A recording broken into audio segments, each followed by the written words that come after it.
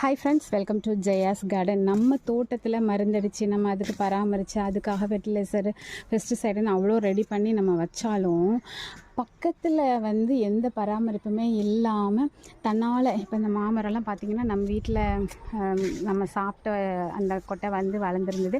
So அதை வாடகைக்கு இருக்கவங்ககிட்ட முன்னாடி இருந்தவங்கக்கிட்ட கொடுத்தோம். அதை தான் அந்த மாமரம். இப்படி நம்ம ஒவ்வொருத்தருக்கும் ஹெல்ப் பண்ணால் கடைசிது நமக்கே பிரச்சனையாயிருது. நம்ம வீட்டில் ஒரு முருங்கை மரம் பின்னாடி வச்சுருந்தோம். இப்போ நமக்கு போருக்காக பிரச்சனையாக இருக்குன்னு சொல்லி கட் பண்ணப்போ இந்த முருங்கை மரம் வேறு ஒரு வாடகைக்கு இருந்தவங்ககிட்ட கொடுத்தோம்.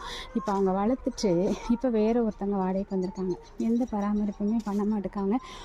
அப்படி தோட்டம் முழுக்க இங்கே பாதி தோட்டம் வரைக்கும் அந்த முருங்கை மரம் நின்றுச்சுங்க. சரி இருந்துட்டு போகுது அப்படின்னு விட்டோன்னா அவ்வளவு மொஸ்கோட்டாங்க. கொச்சன்னு நடக்கிற பாதையெல்லாம் மொஸ்கோட்டானா கீழே மொக்கிது. நம்ம செடிக்கு அப்புறம் அவ்வளோதான் பிரச்சனை ஆயிரும்னு சொல்லிட்டு நேற்று உட்காந்து இது ஒரு பெரிய வேலையாக அவங்க வீட்டு பக்கம் மட்டும் மரம் இருக்கிற மாதிரி வெட்டிடுவாங்க. வெட்டி விட்டாலும் ஒரு மாதத்தில் திருப்பி நம்ம வீட்டு தோட்டத்தை ஃபுல்லாக நிறச்சிருவோங்க. இவருங்க இந்த வேலையும் நம்ம தான் செய்ய வேண்டியிருக்கு. ஏன்னா வாடகைக்கு இருக்கனால அவங்க எதுவுமே கண்டுக்க மாட்டேங்கிறாங்க. இப்போ இந்த பக்கம் வெட்டியிருக்கோம், ஒரே மாதத்தில் திருப்பி வந்துடும்.